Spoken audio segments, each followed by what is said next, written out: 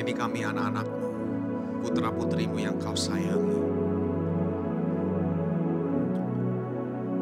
Biar setiap kami hari ini menangkap satu suara dari Engkau Tuhan.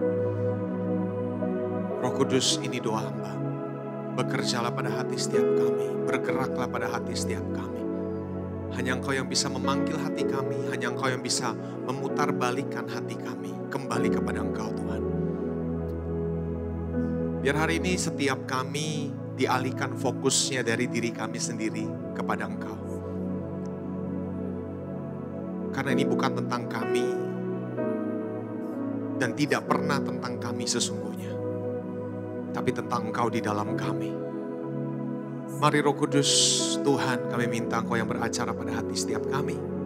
Kuatkan setiap kami biar Injil yang diberitakan hari ini menguatkan dan mengubah kehidupan kami. Kami buka hati kami Roh Kudus, mari beracara berbicara pada hati kami. Dalam nama Yesus kami berdoa.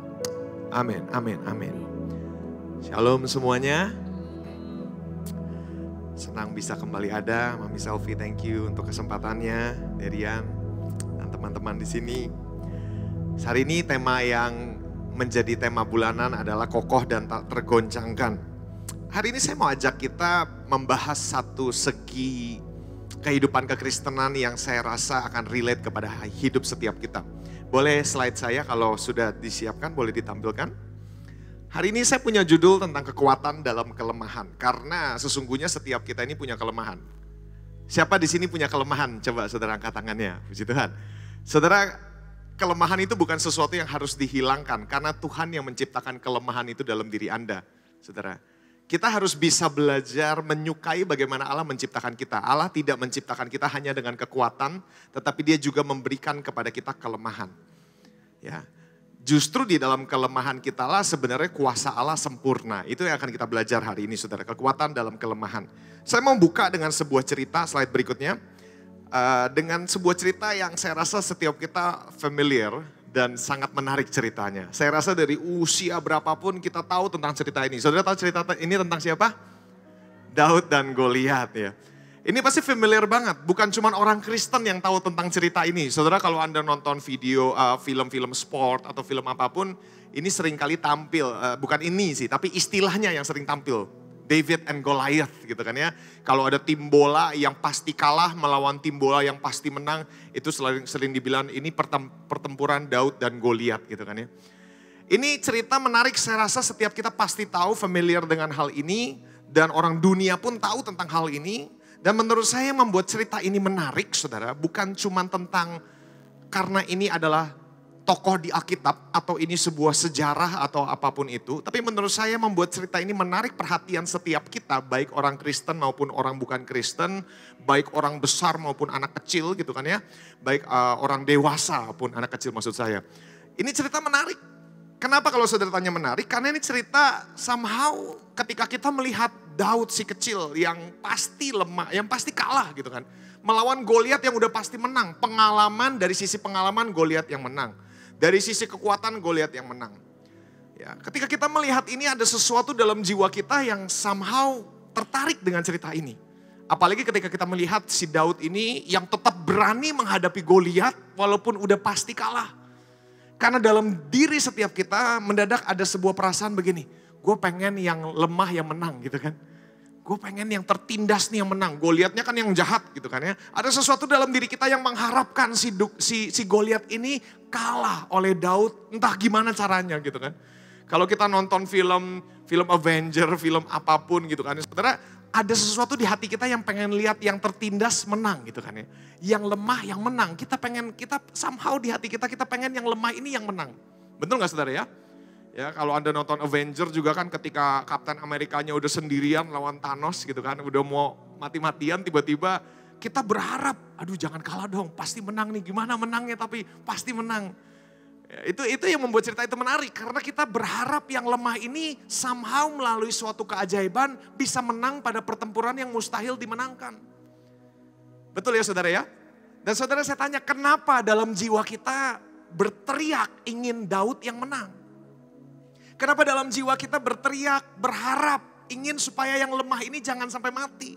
Kita mau lihat yang lemah ini justru menang, walaupun gak mungkin menang gitu kan.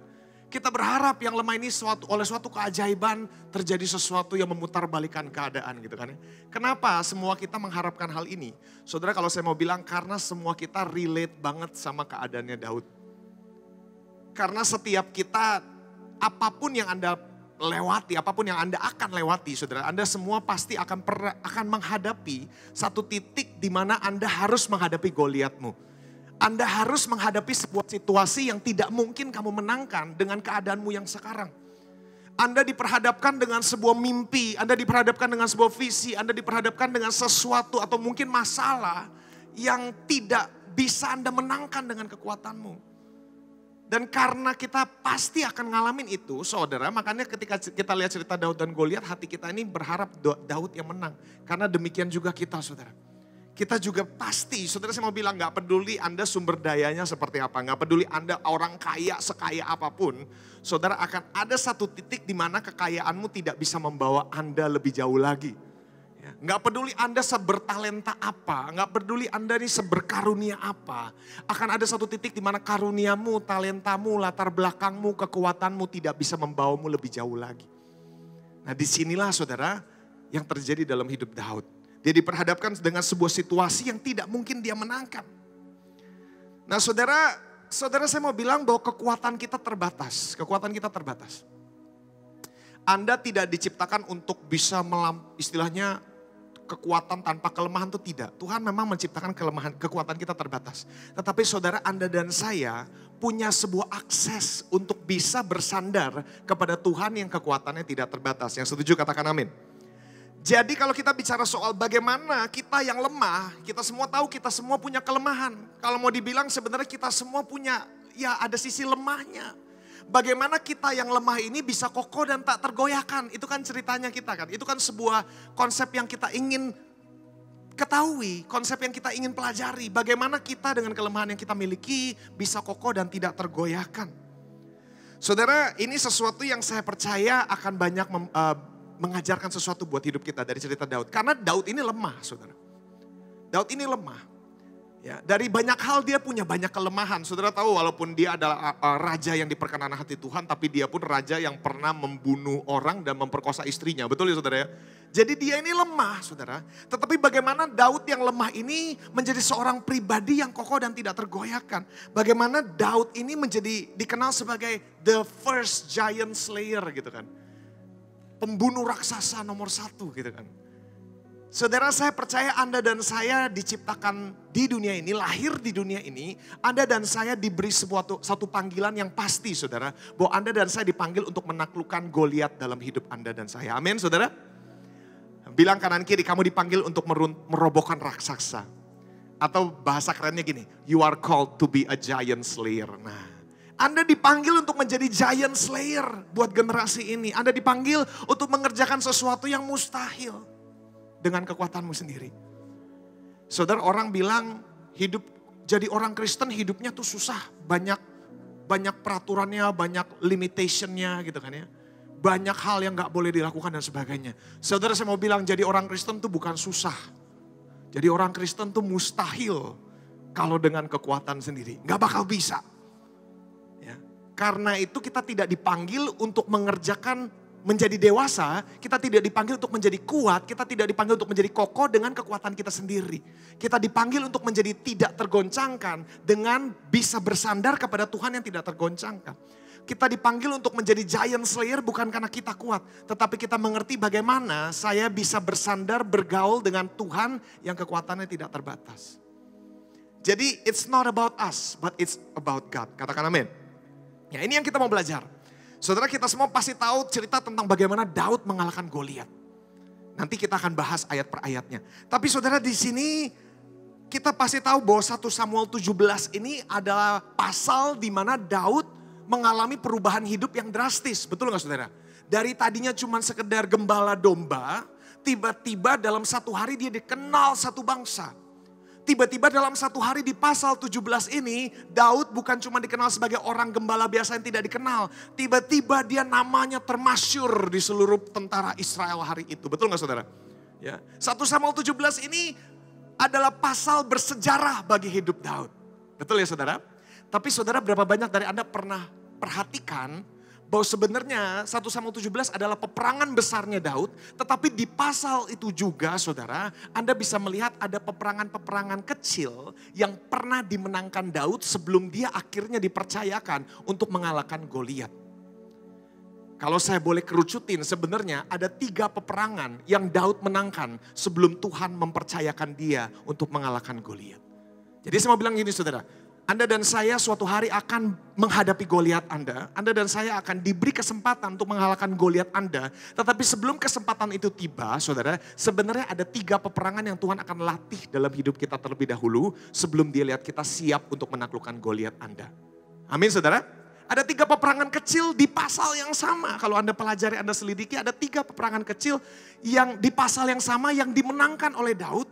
Yang mempersiapkan Daud bagaimana dia yang lemah ini, dia yang kecil ini, dia yang gak mungkin bisa menang ini, bisa mengalahkan raksasa yang pasti menang gitu loh. Dia bisa mengalahkan odds. Karena dia sudah dipersiapkan sebenarnya saudara untuk memenangkan 3 peperangan kecil di pasal yang sama. The first battle, slide berikutnya, yang saya mau kita belajar adalah the first battle. The battle of consistency. Peperangan konsisten.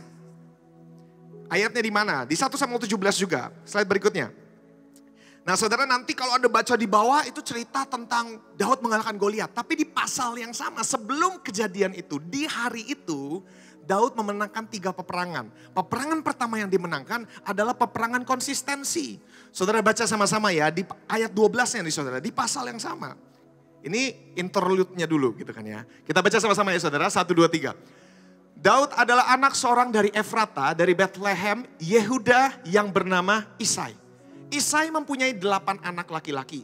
Pada zaman Saul, orang itu telah tua dan lanjut usianya. Ketiga anak Isai yang besar-besar telah pergi berperang mengikuti Saul. Nama ketiga anak yang pergi berperang itu ialah Eliab, anak sulung. Anak yang kedua adalah Abinadab dan anak yang ketiga adalah Syama. Ayat berikutnya. Daudlah yang bungsu. Jadi ketiga anak yang besar-besar itu pergi mengikut Saul. Tetapi Daud selalu pulang daripada Saul untuk menggembalakan domba ayahnya di Bethlehem. Jadi Daud ini punya pekerjaan yaitu jadi gembala domba. Slide berikutnya. The power of just an ordinary day. Saudara, hari itu di mana Daud bisa mengalahkan Goliat, saudara. Saya yakin Daud nggak tahu bahwa hari itu dia akan mengalahkan Goliat. Betul ya saudara? Yang dia tahu dia bangun pagi gosok gigi, dia cuma kembali mengerjakan apa yang selama ini dipercayakan dalam hidup dia. Itu aja. Tidak ada tanda-tanda bahwa hari ini akan jadi hari yang spesial. Tidak ada tanda-tanda bahwa, Daud tahu gak hari ini bakal merubah nasib lu. Betul ya saudara? Hari itu cuma hari biasa. Mungkin pagi-pagi dia bangun, makan batagor dulu gitu kan ya. Dia ngapain, pokoknya dia ngerjain hal yang biasa dia kerjain. Hari yang sama seperti hari-hari yang sebelumnya. Hari yang sama di mana dia disuruh-suruh lagi sama bapaknya. Di mana dia dibully lagi sama koko-kokonya gitu kan ya. Di mana dia dipercayakan oleh hal-hal yang insignifikan lagi padahal dia sudah diurapi. Betul gak saudara? Saudara tahu bahwa sebelum pasal ini Daud sudah diurapi jadi raja. Betul ya saudara? Oleh Samuel. Tapi setelah diurapi bukannya dia langsung jadi raja. Dia balik lagi jadi gembala. Saudara, dan walaupun dia diurapi di depan orang tuanya dan keluarganya, tapi bagi orang tua dan keluarganya, tetap Daud ini tidak dapat pengakuan. Masih tetap dipercayakan hal-hal yang insignifikan. Jadi hari itu saudara bayangkan, saya ajak kita bercerita. Hari ini saya mungkin lebih ke bercerita. Saudara membayangkan dirimu jadi Daud, bangun-bangun. Gak ada yang spesial di hari itu, gak ada tanda-tanda berbeda, gak ada beda langit, gak ada matahari yang jadi darah segala macam. Enggak saudara, hari biasa.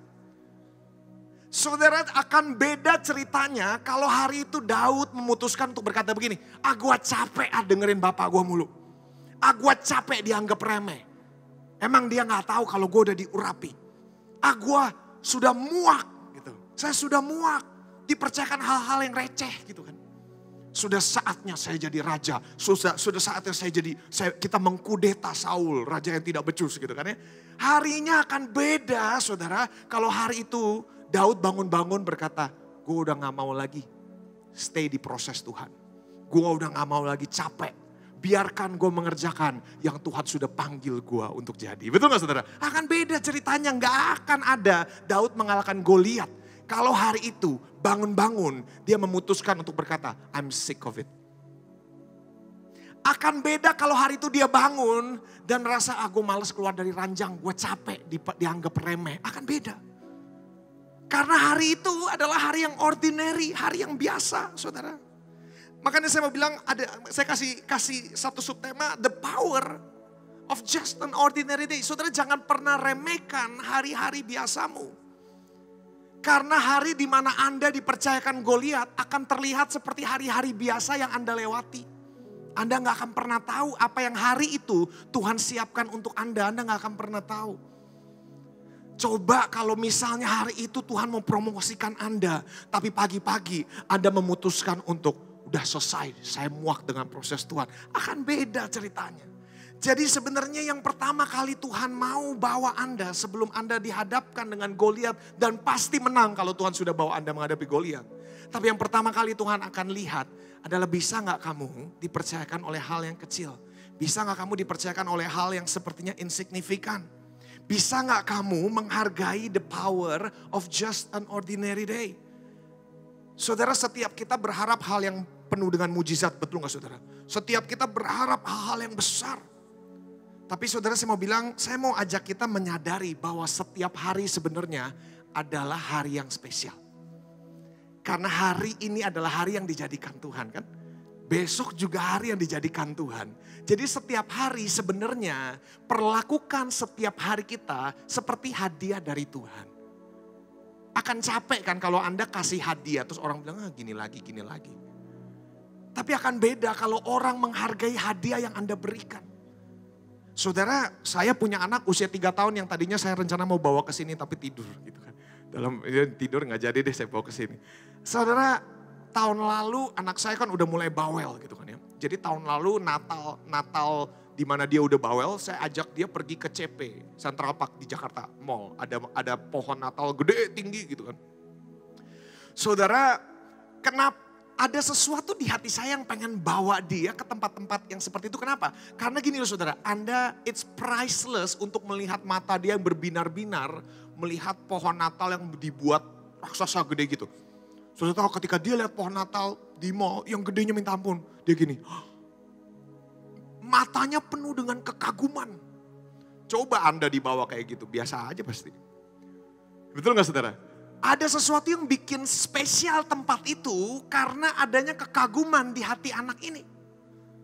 Sehingga ketika kita bawa dia ke tempat yang biasa sekalipun, tetapi karena dia datang dengan ekspektasi, maka tempat yang biasa pun menjadi tempat yang penuh memori, tempat yang biasa pun menjadi tempat yang berkesan, karena kita melihat bahwa anak ini punya rasa kagum. Saudara, berapa banyak kita menghidupi hari-hari kita kayak orang kehilangan pekerjaan setiap hari gitu kan. Kayak orang kurang vitamin setiap hari. Berapa banyak kita menghidupi proses hidup kita seperti begini lagi. Tapi akan beda saudara ketika Anda menjalani hidupmu dengan penuh gairah. Itu membuat saya jadi pengen bawa Judah ke tempat yang lain gitu. Anak saya namanya Judah. Pengen bawa dia ke Dufan, saya pengen banget bawa dia ke Dufan. Anda dibawa ke Dufan mungkin udah biasa banget liatnya. Mukanya udah gak ada gairah-gairahnya gitu kan. Makanya gak enak bawa Anda ke Dufan gitu kan. Tahu bawa anak kecil ke Dufan. Matanya buletnya tuh minta ampun. Nah saudara, demikian juga dengan hidup kita sebenarnya. Yang kita perlu jaga adalah rasa kagum kita. Rasa dimana kita melihat segala sesuatu dengan penuh kekaguman. Itu jangan pernah hilang. Karena disitulah saudara Anda bisa menemukan yang namanya mujizat. Disitulah Anda bisa menemukan yang namanya Tuhan terima kasih. Disitulah Anda bisa menemukan pengucapan syukur. Disitu Anda bisa berkata, Tuhan thank you. Karena kita ini kan kalau udah biasa musuh dari hal yang gini loh. Saya waktu itu pertama kali pergi ke Malaysia pelayanan tahun lalu. Seumur hidup baru pertama kali ke Malaysia. Begitu sebenarnya sebelum saya mau pergi, istri saya bilang, saya ngajak istri saya, mau gak ikut ke Malaysia? Gak mau, gue males ke Malaysia. Dulu gue kuliah di situ, udah gak ada apa-apa Malaysia. Udah gak ada apa-apa deh. Bagusan di Indonesia, akhirnya saya pergi sendiri. Tapi begitu saya sampai di Malaysia, saya bilang, wih bagus ya. Malaysia cakep ya, Malaysia cakep. Saya bawa anak rohani saya satu. Terus saya bilang, bagus ya Malaysia. Terus dia bilang gini, biasa aja ke Jakarta juga gini. Terus saya pikir-pikir, iya juga Jakarta juga begini gitu ya.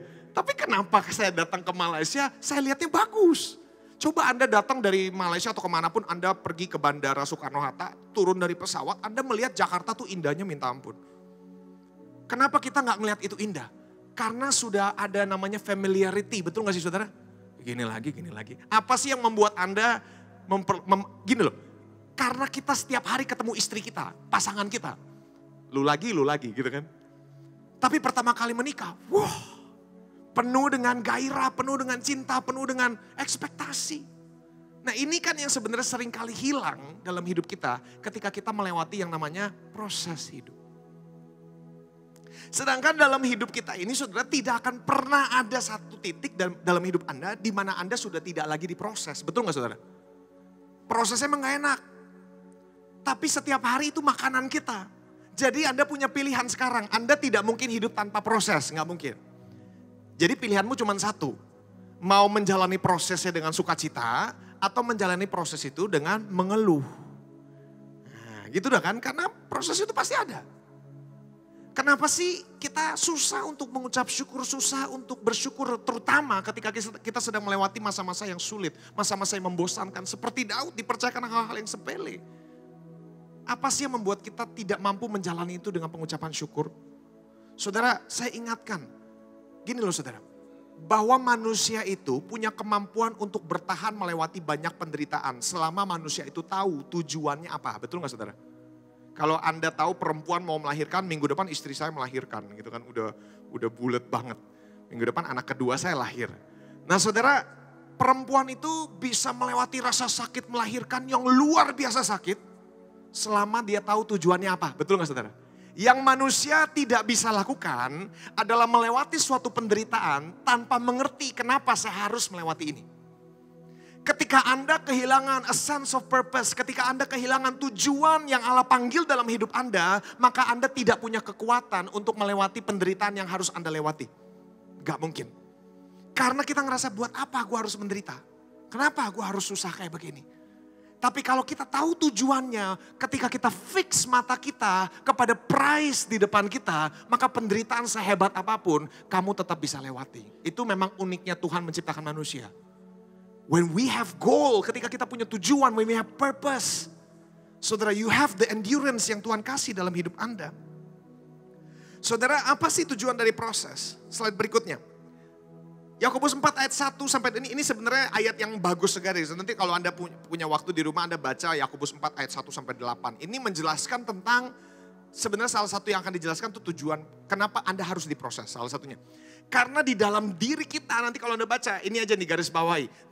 Apakah yang menyebabkan konflik dan perdebatan di antara sesama kita?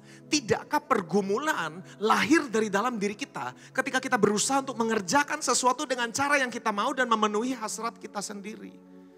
Yakobus intinya saudara nanti dari ayat 1 sampai ayat ke-6 nanti intinya Yakobus menjelaskan bahwa kejahatan manusia, persoalan yang Anda hadapi, pergumulan yang Anda hadapi itu asalnya dari dalam diri kita sendiri.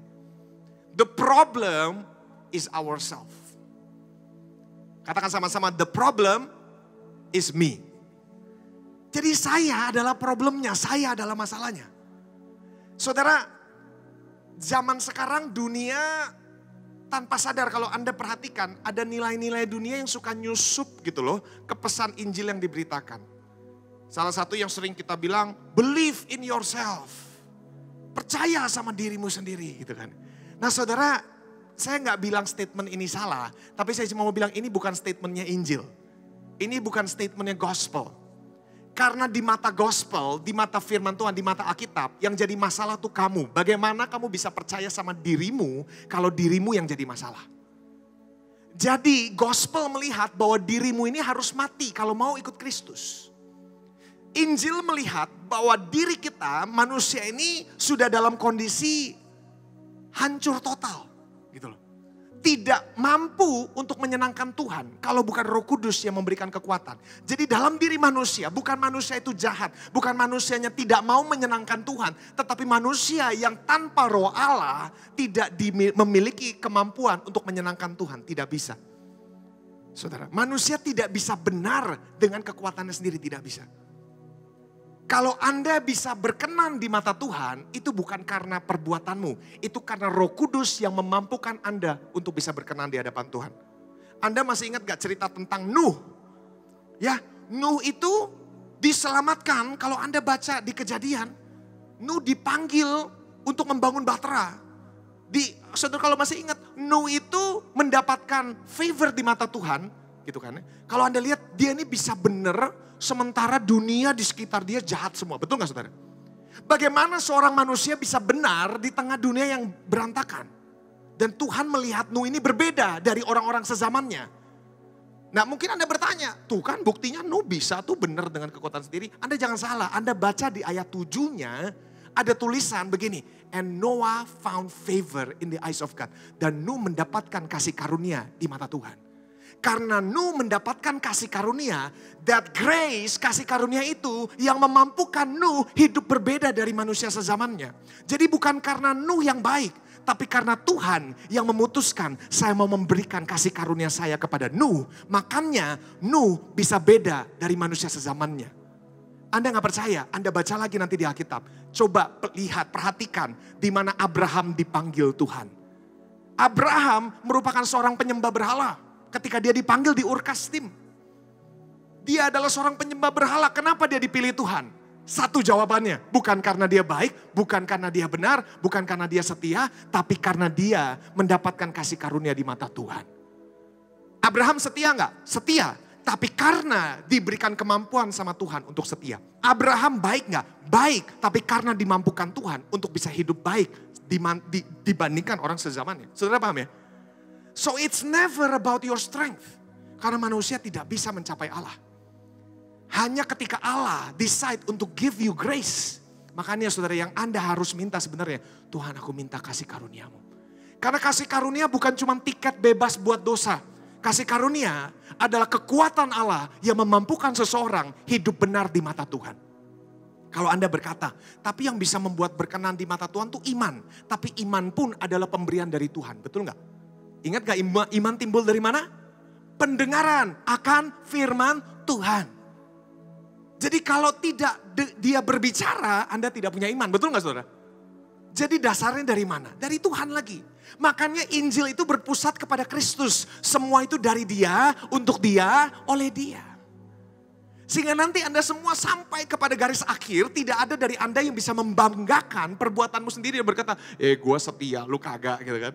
Gue ini enggak. Sampai di sana, seujungnya setiap kita akan berkata, Tuhan terima kasih. It's only by your grace. Kita semua di dunia dijanjikan mahkota kehidupan di surga, betul? Anda setia pada pekerjaanmu, Anda akan dapatkan mahkota kehidupan. Tuhan menjanjikan mahkota untuk setiap Anda. Tapi Anda baca kitab Wahyu, para tua-tua di sana diberikan mahkota, dilempar kembali ke kaki Tuhan. Makanya Pak Kris Manusama pernah bilang begini, manusia mencari mahkota, orang di surga ngelemparin mahkotanya. Karena kenapa? Sampai di sana, everything becomes clear. Sampai di sana semuanya jelas. Tuhan, bukan karena kekuatan saya, bukan karena saya baik, tapi karena kasih karuniamu yang memampukan saya. Amin saudara.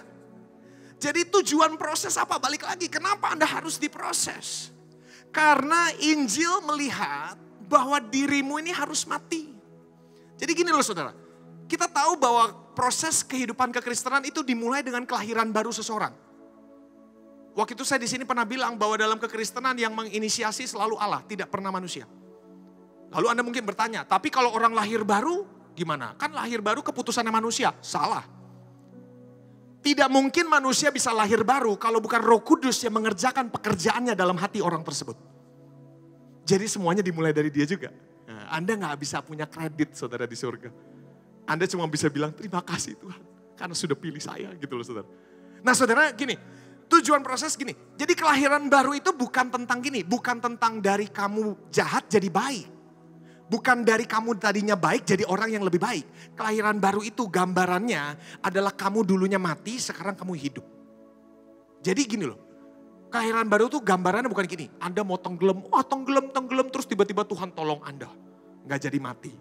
Bukan, kelahiran baru itu gambarannya begini, Anda mau tenggelam, terus benar-benar mati. Setelah Anda mati baru Tuhan angkat kamu, lalu dihembuskan nafas yang baru ke dalam kamu dan kamu lahir kembali. Kamu ciptaan baru. Nah itu proses kelahiran baru. Kenapa? Karena Injil melihat dirimu yang harus mati.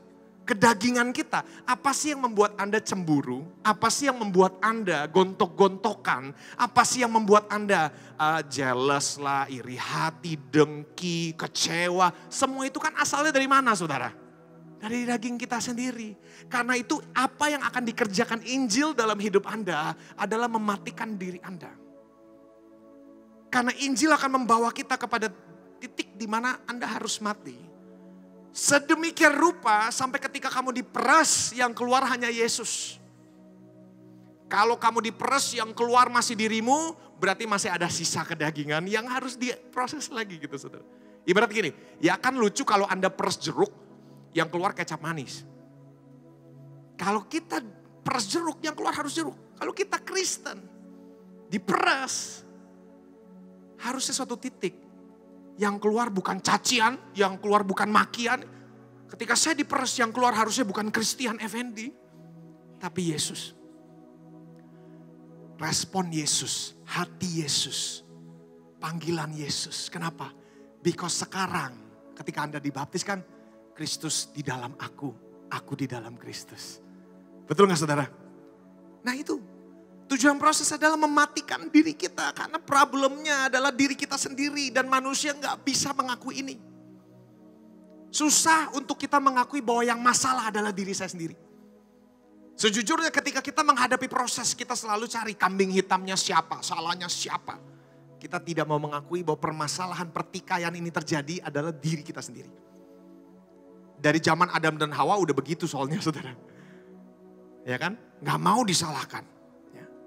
Nah ini saudara, tapi saudara, kalau Anda mau dewasa rohani, Anda harus menyadari bahwa Kristus, tujuan Kristus memproses Anda adalah mematikan Anda dari dirimu sendiri, karena dirimu malah masalahnya. Jadi sebagai orang Kristen sebenarnya yang kita butuhkan bukan pelepasan. Kita ini dikit-dikit gampang, ini serangan, ini pelepasan, ini serangan, butuh pelepasan. Sederhana kenapa sih? Kita tidak mau mengambil tanggung jawab bahwa permasalahannya ada dalam diri saya. Kita mau jalan pintas.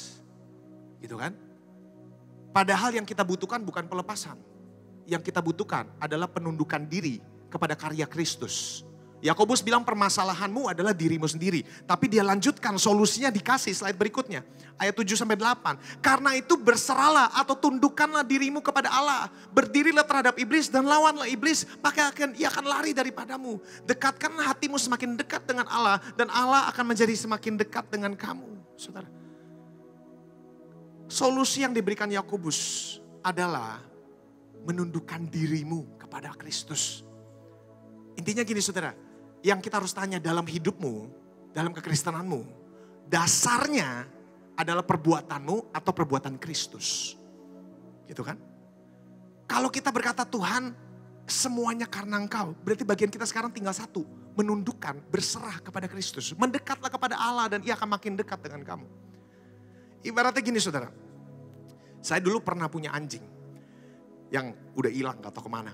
Dulu saya pernah punya anjing dan dulu ada zaman di mana semua orang jalan-jalan pakai anjingnya gitu kan. Jadi dulu saya pengen ajak anjing saya jalan-jalan, yang gak pernah saya ajak jalan-jalan. Jadi saya beliin dia leash, ikat tali anjing ya saudara ya. Saya ajak dia keluar. Bayangan saya biar jalan-jalan sore keren, dulu saya belum menikah. Jadi jalan-jalan siapa tahu ketemu pasangan hidup gitu kan. Banyak orang-orang cece-cece gitu kan suka jalan-jalan. Jadi saya juga pengen ajak anjing saya jalan-jalan. Tapi apa daya anjing saya tidak pernah saya ajak jalan-jalan. Jadi begitu dilepasin keluar gerbang itu lari. Padahal pakai tali. Jadi larinya kayak, saudara pernah lihat gak sih anjing yang gak biasa diajak jalan tapi diajak jalan pakai tali. Itu kan larinya kayak gitu kan. Kayak cekek-cekek diri sendiri kan. Jadi itu anjing larinya udah gak ada elegan-elegannya. Anjingnya gak elegan, apalagi yang bawa anjingnya. Udah gak keren lagi saya. Kayak gini-gini saya larinya. Masalahnya kenapa? Karena anjing saya gak mau diatur gitu kan. Akhirnya saya jadi gak bisa menikmati jalan sore saya dan anjing saya menderita jalan sore. Sakit, lehernya sakit.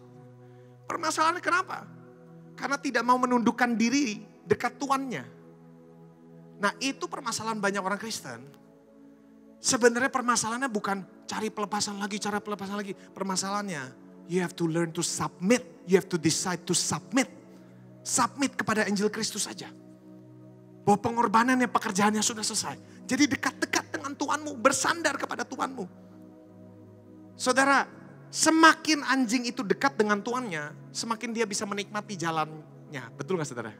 Semakin tidak menderita dia. Tapi kalau Anda berusaha untuk hidup di dua dunia, Anda menderita. Menderita sekali. Jadi apa yang harus kita lakukan? Learn to submit. Dan get near, draw near kepada Tuhanmu. Jalan dekat Tuhannya. Karena kalau Anda jalan dekat, saudara, bukan bicara, kalau kita bicara mendekat kepada Tuhan, itu bukan soal ritual agama lagi. Tapi bicara soal arahan hati kita yang mau mencari Kristus. Hati kita yang menginginkan Kristus lebih lagi. Anda dekat dengan Tuhan, maka perjalananmu jadi lebih nikmat. Anda makin jauh, makin tersiksa jalanmu. Amin saudara. Jadi ini yang Tuhan bawa Daud untuk lewati. Peperangan konsistensi, dan Anda lihat Daud ini orangnya konsisten. Ketika hari, di mana hari itu pasal 17, ketika ayahnya menyuruh dia untuk periksa kakak-kakaknya. Sebelum dia pergi periksa, dia pastikan domba-dombanya dipercayakan kepada orang lain terlebih dahulu. Artinya dia mengerjakan semuanya dengan segenap hati. Meskipun hal itu hal yang insignifikan. Jadi poin pertama yang saudara Anda, saya percaya Tuhan akan bawa Anda untuk latih Anda adalah konsisten. Konsisten. Konsisten untuk dekat dengan Tuhan. Konsisten untuk berserah kepada Tuhan. Konsisten dalam mengerjakan hal-hal yang kecil dan insignifikan. Karena Anda tahu kalau aku berjalan dengan Kristus, walaupun hari ini aku dipercayakan hal yang kecil dan insignifikan. Tapi pasti kalau aku setia, Tuhan akan percayakan dengan hal yang besar pada waktunya. Ini saudara. Itu battle pertama yang dimenangkan oleh Daud. Yang kedua, slide berikutnya. The battle of focus. Nah ini di sini baru mulai seru gitu loh. Akhirnya Daud tiba di medan perang. Ayat slide berikutnya. Nah, saudara lihat, Anda lihat, Daud tiba di medan perang. Saudara tahu ceritanya ya, saya nggak baca seluruh pasalnya biar nggak kepanjangan. Tapi intinya Daud sampai di medan perang, disuruh sama ayahnya untuk coba cek koko-kokomu lagi ngapain. Tibalah Daud di medan perang. Lalu setelah dia nganterin makanan koko-kokonya, Daud tanya kanan kiri, tanya ada apa itu, siapa tuh Daud, siapa tuh orang Filistin tuh yang nggak bersunat gitu kan, siapa tuh gitu kan. Nah, Anda baca ayat 28. Ketika Eliab, kakaknya yang tertua, mendengar perkataan Daud kepada orang-orang itu, bangkitlah amarah Eliab kepada Daud sambil berkata, mengapa engkau datang dan pada siapakah kau tinggalkan kambing domba yang 2-3 ekor itu di padang gurun?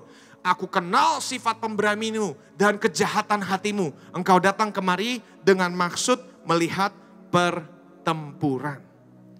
Nah, saudara, hari itu begitu dia tiba, dia tanya kanan kiri, itu siapa tuh Goliat? Itu siapa tuh Goliat? Eliab kakaknya tiba-tiba datang memberikan tuduhan yang gak ada basisnya gitu kan. Lu jahat hati lu, gitu kan. Nah saudara, apa yang terjadi kalau hari itu ketika Eliab berkata demikian, ayat 28 ketika ayat ini terjadi, apa yang terjadi kalau ayat 29-nya terus tiba-tiba Daud tersinggung.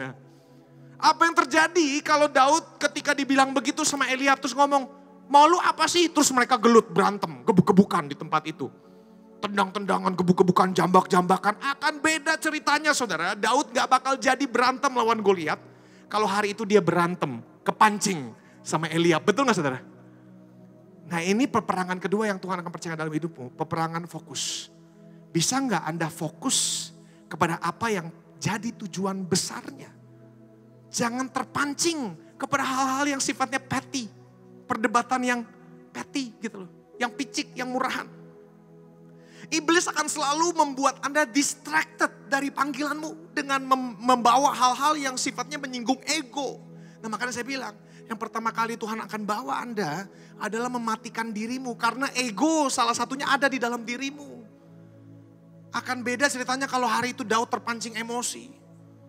Ya kan saudara? Berapa banyak dari kita tanpa sadar seringkali menemukan diri kita ada dalam peperangan yang salah melawan orang yang salah. Betul gak saudara? Berapa banyak dari Anda menemukan harusnya Anda bukan berdebat sama dia.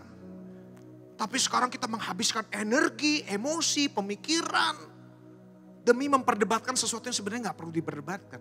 Hanya karena apa? Gak mau kalah.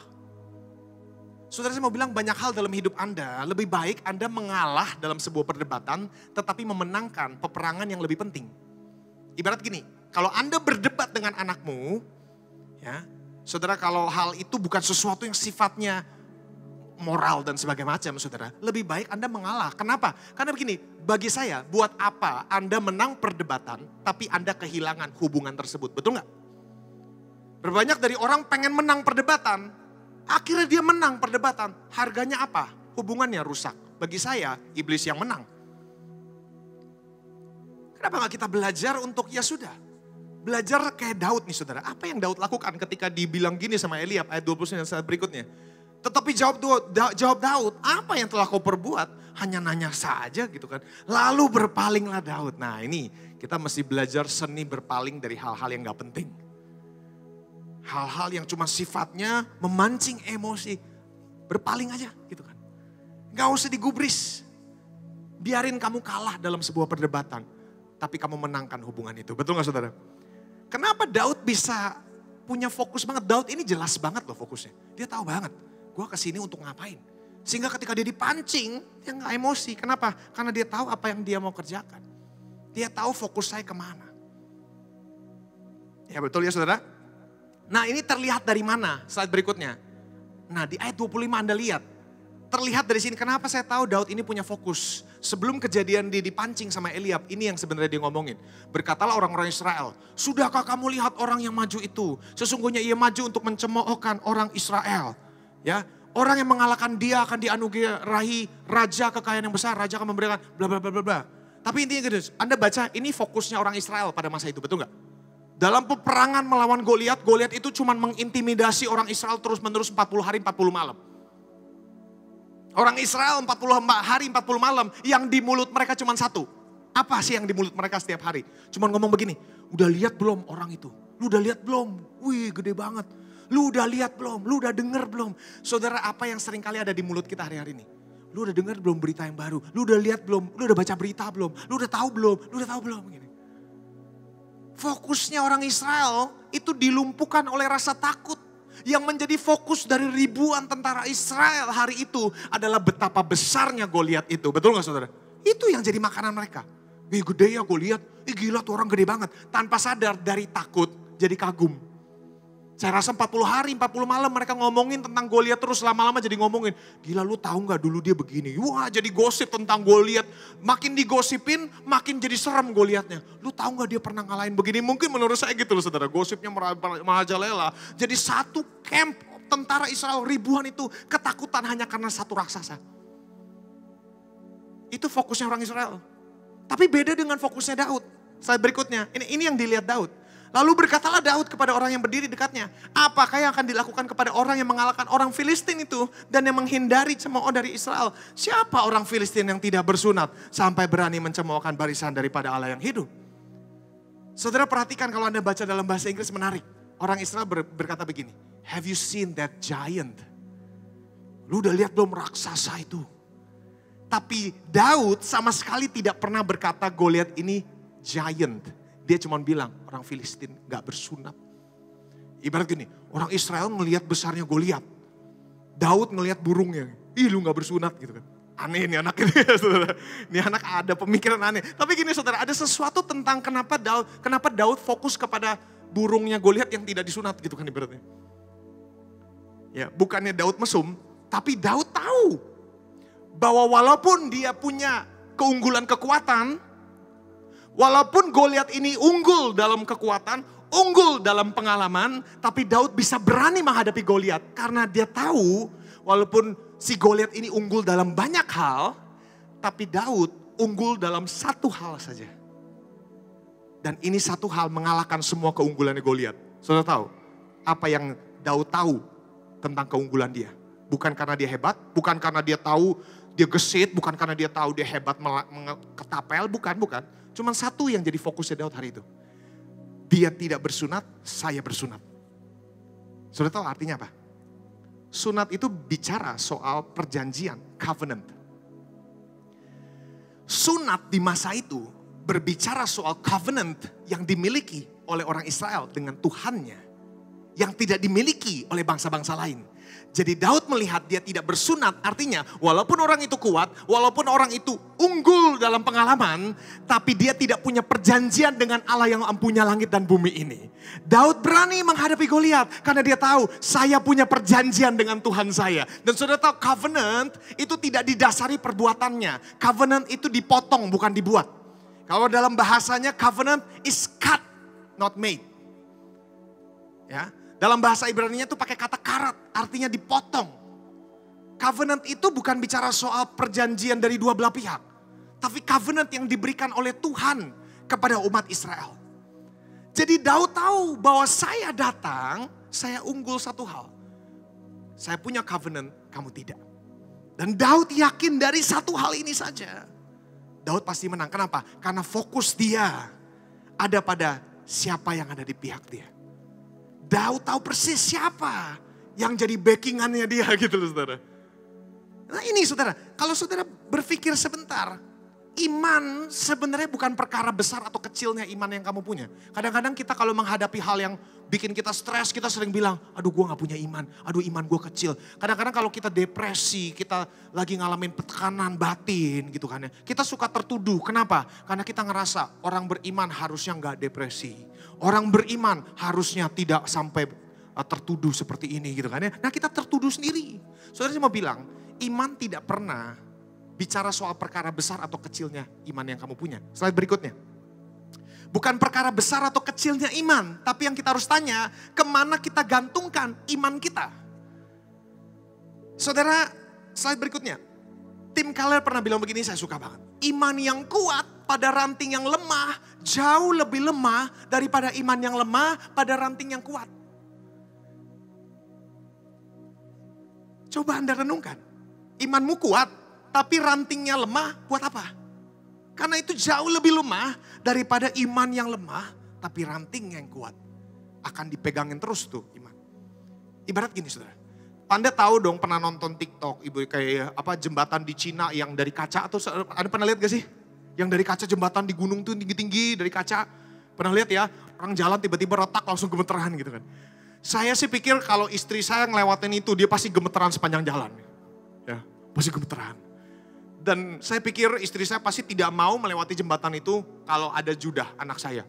Karena anak saya ini gak ada takut-takutnya. Jadi ngelewatin jembatan itu saya rasa istri saya bakal bergemeteran, tapi anak saya lompat sana, lompat sini gitu kan. Paling serem kalau Anda menjalani itu, terus samping kamu lompat-lompat, bener gak? Itu jantung udah buk, buk, buk, bener saudara. Ya. Apalagi yang lompat-lompat orang yang gede, gak tahu diri. Wah gila lompat, wah gila goyang-goyang. Gitu. Tapi saudara saya mau bilang, baik orang yang gemeteran sama orang yang lompat-lompat. Saudara saya mau bilang, mereka bisa bertahan ada di jembatan itu. Bukan karena mereka pede atau bukan karena mereka imannya pegangan di railingnya, bukan. Kedua-duanya ditopang oleh tebalnya kaca itu.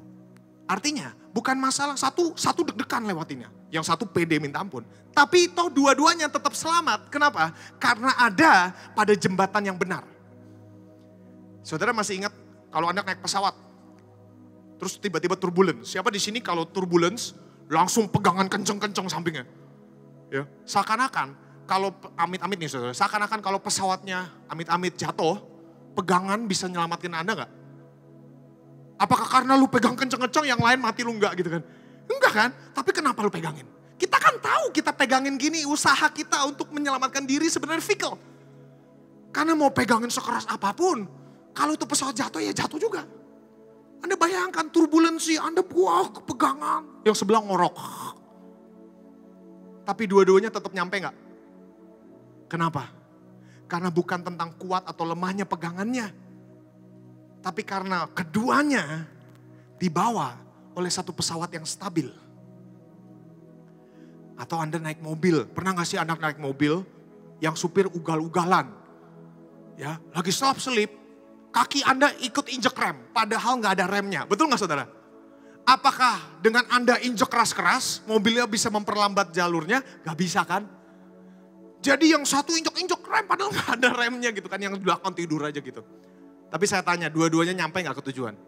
Nyampe tuh, karena bukan dua-duanya yang nyetir. Jadi pertanyaannya sebenarnya bukan besar atau imannya kecil kamu. Tapi imannya kamu taruh di mana? Kalau imanmu kamu taruh pada perbuatanmu, ya deg-degan deh seumur hidup kamu dan gak ada jaminannya. Karena perbuatanmu, hidupmu tidak stabil. Tapi kalau hidupmu kamu gantungkan kepada Tuhan. Saudara, mau imanmu lemah, mau imanmu kecil, tapi rantingnya kuat, Anda tetap akan sampai pada tujuannya. Serius, ini yang namanya kasih karunia. Mau orang lewatin deg-degan, kayak gak punya iman, kayak sedikit lagi gue udah mau murtad, tapi tetap bertahan, percaya kepada Tuhan. Ujung-ujungnya sampai di tempat yang imannya gede terus-terusan. Kenapa? Karena kedua-duanya tetap ditopang oleh satu hal, kasih karunia Tuhan. Dua-duanya pada akhirnya adalah karena Tuhan. Daud bisa menang bukan karena dia tahu kekuatan dia seperti apa, bukan. Daud bisa menang karena dia sangat percaya bahwa Tuhannya yang kuat akan menolong dia. Yang percaya katakan amin. Nah inilah kenapa saya bilang doa orang benar selalu berkuasa. Saudara tahu gak? Doamu itu selalu punya kuasa. Saya pernah baca dari Max Lucado slide berikutnya. Ini keren banget. Doamu mungkin sederhana atau aneh atau berantakan. Usaha kita untuk berdoa juga tidak selalu konsisten. Betul apa betul? Betul ya.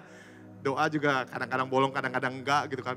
Mungkin ikut doa pagi tapi tidur di tempat masing-masing gitu kan saudara. Tidak selalu konsisten kalau kita mau jujur, betul gak saudara? Ada hari di mana kita doa sungguh-sungguh, ada hari di mana kita doa geret-geret kaki gitu kan ya. Tapi intinya apa? Tapi karena kuasa doa ada pada dia yang mendengarnya dan bukan pada yang mengucapkannya, maka doa kita selalu membuat perbedaan, perubahan. Betul gak saudara? Makanya saudara maaf, tetangga sebelah doa 5 kali sehari, gak ada kuasanya. Kenapa? Karena Tuhan yang mendengarnya gak berkuasa, saudara. Orang Kristen doanya sekali-kali, tapi jebolannya banyak. Kenapa? Karena dia yang dengarnya beneran hidup gitu loh, saudara. Dia yang mendengar doamu, dia yang paling penting. Jadi mungkin hari ini, pastor tapi saya gak tahu doa itu gimana. Gimana cara saya mulai mendoakan keluarga saya. Doa aja. Karena mau doamu berantakan, belepotan sekalipun. Tapi Tuhanmu yang mendengar itu penuh kuasa. Dan dia sayang sama Anda. Amin saudara. Jadi fokusmu kemana? Itu pertanyaan saya. Fokusmu kepada Tuhan yang kuat. Apakah kepada kekuatanmu yang terbatas? Fokusmu kepada dia yang hebat. Atau saya yang hebat? Inilah yang membuat Anda kokoh dan tidak tergoncangkan. Ketika hidupmu kamu sandarkan kepada dia yang selalu stabil sampai pada akhirnya. Amin. Ini kabar baik saudara. Ini kabar baik. Ketika Anda bisa belajar bergantung sama Tuhan dalam setiap harimu. Anda kuat, Anda kokoh, Anda tidak tergoyahkan. Kenapa? Karena yang bawa, yang nopang kuat. Amin saudara. Itu yang kedua, yang terakhir. Slide berikutnya. Ini peperangan ketiga yang Tuhan bawa Daud sebelum dia memenangkan peperangannya melawan Goliat. The Battle of Identity. Nah ini saya rasa setiap kita lumayan familiar dengan ayat yang akan kita baca sebentar lagi. Slide berikutnya. Terdengarlah orang perkataan yang diucapkan oleh Daud. Lalu diberitahukanlah kepada Saul dan Saul menyuruh memanggil dia. Berkatalah Daud kepada Saul, janganlah seorang menjadi tawar hati karena dia, hambamu ini akan pergi melawan orang Filistin itu. Slide berikutnya ada ayatnya. Nah, tetapi Saul berkata kepada Daud, tidak mungkin engkau dapat menghadapi orang Filistin itu untuk melawan dia. Sebab apa saudara? Sebab engkau masih muda. Sedang dia sejak dari masa mudanya telah menjadi prajurit. Dalam bahasa Inggrisnya, you're only a boy. Atau lu cuman bocah. Lu cuman bocah. Dia kesini bawa lembing, lu bawa apa lato-lato. Bisa apa gitu kan. Ya benar gak saudara? Dia bawa apa si Daud cuma bawa lato-lato mungkin gini saudara. Kayak gak ada gunanya gitu kan. Saudara saya mau bilang akan beda ceritanya hari itu kalau Daud tersinggung. Apa lu bilang? Gue cuma bocah. Gitu kan. Terus saudara kan tahu nanti akan kita baca sih. Daud, si Saul kan kasih jubah perangnya kepada Daud kan. Kalau hari itu si Daud egonya kesenggol. Saya yakin dia mau tuh pakai jubahnya Daud. Jubahnya Saul biar keren gitu kan. Tapi dia nyaman dengan dirinya. Dia nyaman dengan bagaimana Tuhan ciptakan dia. Dia nyaman dengan bagaimana Tuhan membuat dia unik gitu loh. Dia nyaman dengan bentuk tubuh dia yang kecil, yang tidak sebesar Saul. Dia nyaman dengan semua itu karena dia sangat aman. He is very secure with who God created him to be. Dia sangat aman, secure. Sehingga ketika Saul mencoba menyerang dia, identitas dia diserang, Daud nggak ambil itu personal, tau gak saudara? Daud nggak tersinggung. Kenapa? Karena dia tahu dia siapa di mata Tuhan. Pertanyaannya hari ini saudara, saya mau tanya menutup khotbah saya hari ini. Apakah Anda tahu siapa Anda di mata Tuhan? Siapa Anda di mata tetanggamu nggak penting. Ya maksudnya bukannya artinya kalau tetanggamu bilang jigongmu bau ya gosok gigi, ya dengerin juga. Tapi saudara mengerti maksud saya, identitas itu bukan tentang siapa orang lihat kamu, tapi bagaimana Allah melihat kamu. Tahukah saudara, apakah Anda tahu bagaimana Allah melihat Anda? Dan apakah Anda melihat dirimu seperti Allah melihat Anda? Karena kalau Anda tahu siapa Anda, hidupmu akan berubah drastis. Hidupmu hanya akan menyesuaikan identitasmu yang sesungguhnya. Saudara, identitas ini penting sekali. Slide berikutnya.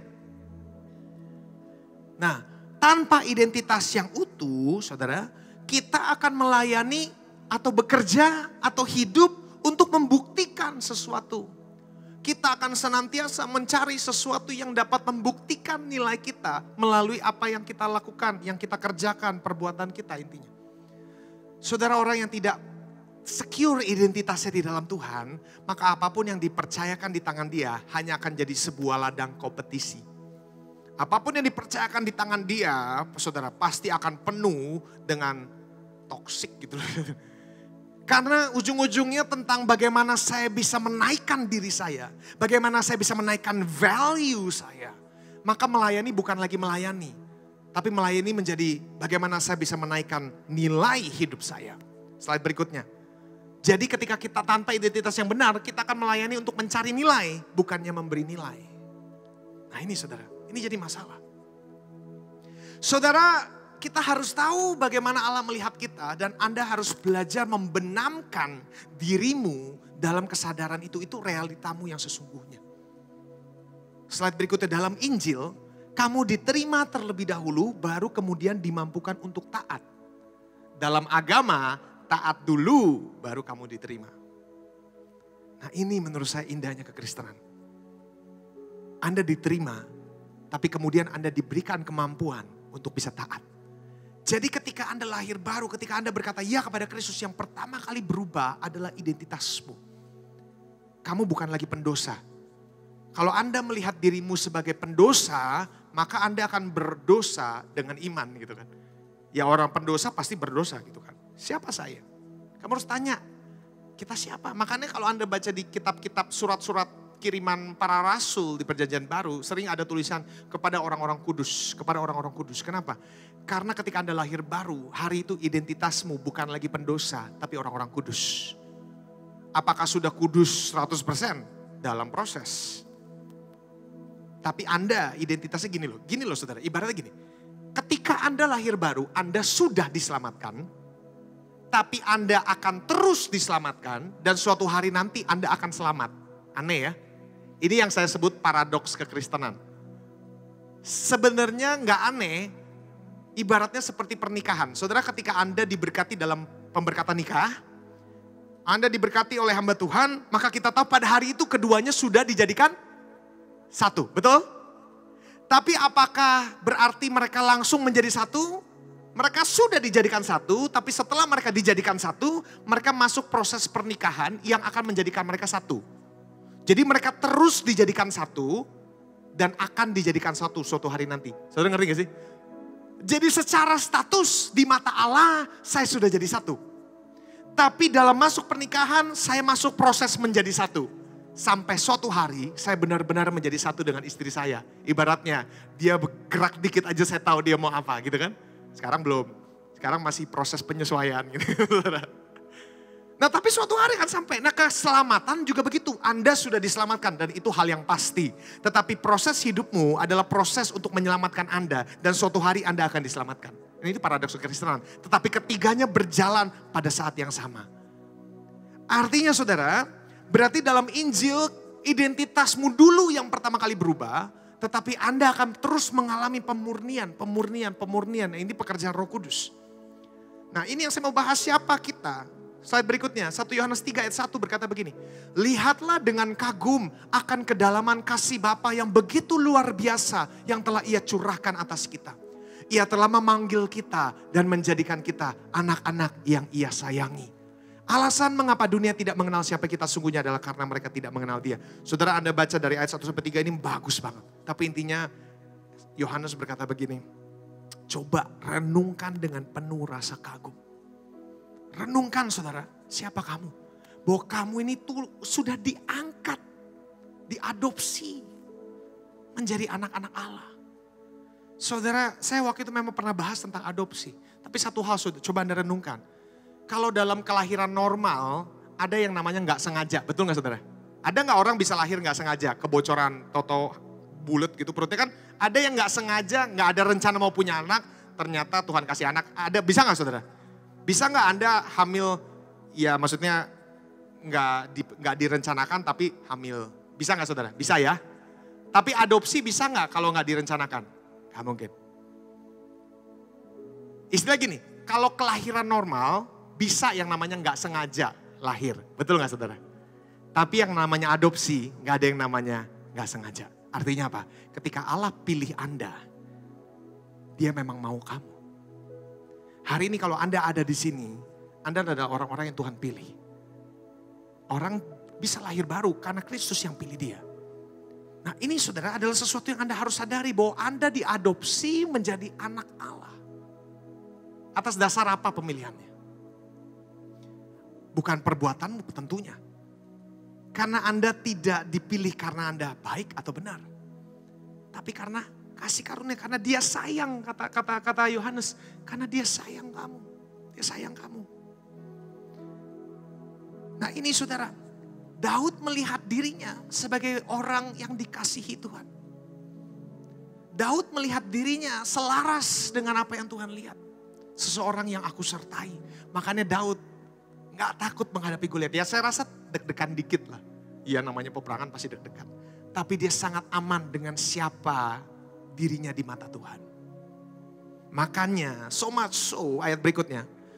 Saudara ketika Saul mengenakan baju perangnya kepada Daud, ditaruhnya ke topong tembaga. Lalu singkat cerita Daud mengikat pedang lalu berikhtiar berjalan. Sebab belum pernah dicobanya maka berkatalah Daud pada Saul, aku tidak dapat berjalan yang memakai ini sebab belum pernah aku mencobanya. Intinya ketika dikasih identitasnya Saul, dia gak mau. Dia gak mau. Dia pilih apa yang menjadi kekuatan dia aja. Udah. Karena bukan tentang kuat saya, bukan tentang peperangan, baju zirah saya, tapi tentang Tuhan. How do you see yourself? Slide berikutnya. Roma 8 ayat 32 berkata begini. Ia yang tidak menyayangkan anaknya sendiri tetapi menyerahkannya bagi kita semua. Bagaimana mungkin ia tidak mengaruniakan segala sesuatu kepada kita bersama-sama dengan dia. Intinya gini, kalau Kristus saja sudah dikorbankan buat Anda dan saya, apalagi yang tidak akan Bapa lakukan buat kamu. Saudara. Nah ini indahnya kekristenan.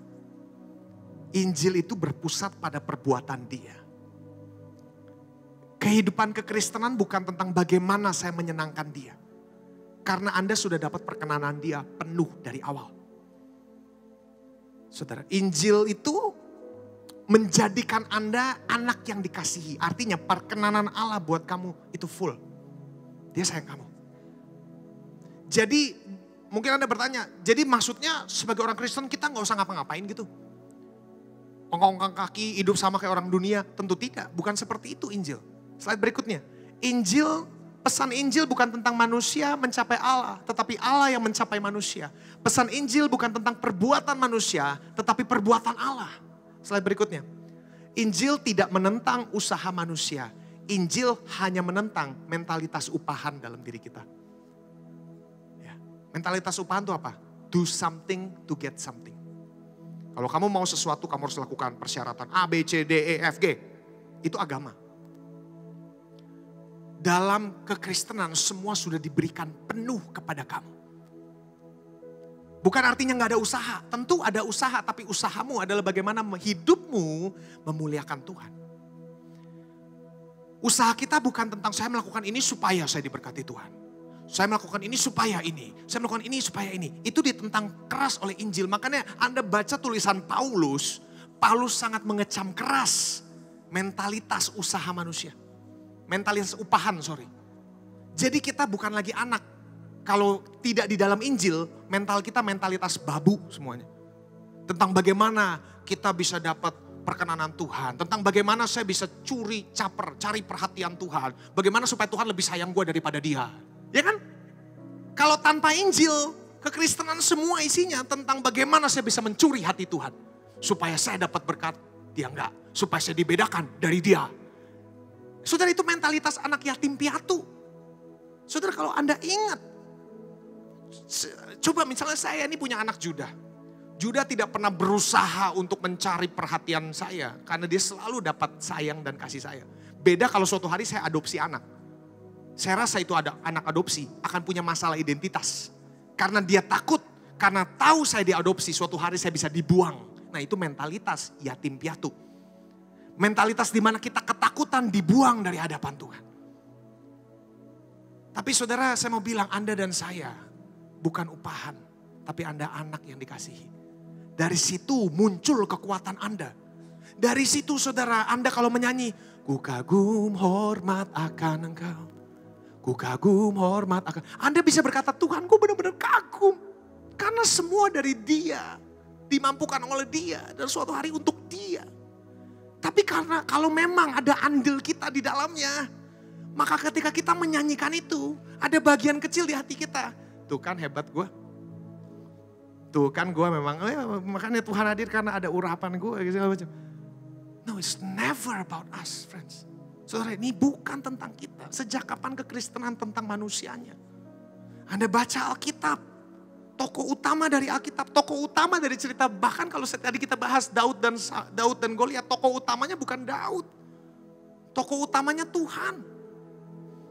Yang membuat Daud dengan keterbatasannya bisa menang, itu Tuhan.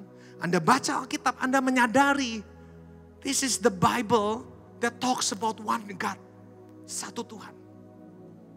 It's never about us. Ketika Anda menyadari semua ini dari Tuhan, maka penyembahanmu berbeda. Bukan seperti kebanyakan kita berpikir, kita menyembah dulu baru Tuhan hadir. No, penyembahan itu baru bisa dimulai ketika kita menyadari keberadaan Dia. Jadi sebenarnya inisiatornya selalu Tuhan. Dia yang hadir dulu baru kita bisa menyembah. Kita menyadari dulu keberadaannya yang sudah ada di sini. Bahkan sebelum Anda pegang alat musik. Baru penyembahanmu naik penuh dengan ucapan syukur. Bukan mencari muka gitu loh saudara. Because you are not yatim piatu. You are not orphan. Saudara, saya mau bilang Anda disayang Tuhan habis-habisan. Kalau Tuhan hadir di kamar doamu, itu bukan karena perbuatanmu, bukan karena kamu tidak berbuat dosa, bukan. Tapi karena kamu disayang sama Tuhan. Dan itu yang akan membuat semua lagu-lagu yang Anda nyanyikan, punya bobot Injil di dalamnya. Karena kamu tahu, bukan saya. Dengan gitu cuma satu respon kita. Thank you Jesus. Nah, ini mengeliminasi semua panggung. Mengeliminasi semua lampu sorot karena bukan tentang saya. Kalau saya mau bilang bahkan saya yang bicara di sini, saya bukan orang yang hebat. Tuhan saya yang hebat. Kelemahan saya banyaknya minta ampun. Tapi saya berbangga karena satu hal. Karena Tuhan saya setia. Hidup saya kiblat satu aja. Pekerjaan Kristus yang cukup bagi saya. Makanya di kayu salib Yesus berani bilang, semua sudah selesai. Kan lucu kalau Tuhan bilang begini, oke, nak, ini kehidupan kekristenan udah gue DP. Sisanya lu cicil sendiri. Saudara, kalau misalnya Anda nih sekarang penghasilan cuma sekitar 5 juta per bulan, tiba-tiba saya kasih Anda. Saudara, saya kasih Anda rumah harganya 7M, tapi cuma DP-nya doang. Sisanya nyicil sendiri, mati saudara. Bukan jadi berkat lagi itu rumah. Tapi jadi sebuah kutukan. Karena saya gak bisa menyelesaikan apa yang Tuhan mulai. Tapi Injil itu Dia yang mulai. Dia yang menyempurnakan. Dia yang menyelesaikan. Amin saudara. Amin. Dengan begitu Anda menghadap Tuhan. Anda bisa berkata, Tuhan, you are good. Saya ajak kita bangkit berdiri, mari kita sembah Tuhan. For you are great. You do miracles of great. There is no one else like you. There is no one else like you. For you are great. You do miracles so great. There is no one else like you. There is no one else like you. For you are great. Yes, Lord. You do miracles so great. There is no one else like you. Yes, Lord. Terima kasih Tuhan, terima kasih Tuhan. For you are great. You do miracles so great. There is no one else like you. There is no one else like you. For you are great. For you are great. You do miracles so great. There is no one else like you. There is no one else. There is no one else like you. For you are great. You do miracles so great. There is no one else like you. There is no one else. There is no one else like you. For you are great. For you are great. You do miracles so great. There is no one else like you. There is no one else. There is no one else like you. For you are great. You do miracles so great. There is no one else like you. There is no one else like you. Kami cuma mau katakan Tuhan Engkau ajaib. Tuhan terima kasih. Karena Engkau memilih kami menjadi kekasih-kekasih-Mu. Engkau memilih kami menjadi permata hati-Mu. Engkau memilih kami menjadi biji mata-Mu. Tuhan, hari ini kami percaya kasih-Mu kepada kami itu tidak didasari perbuatan.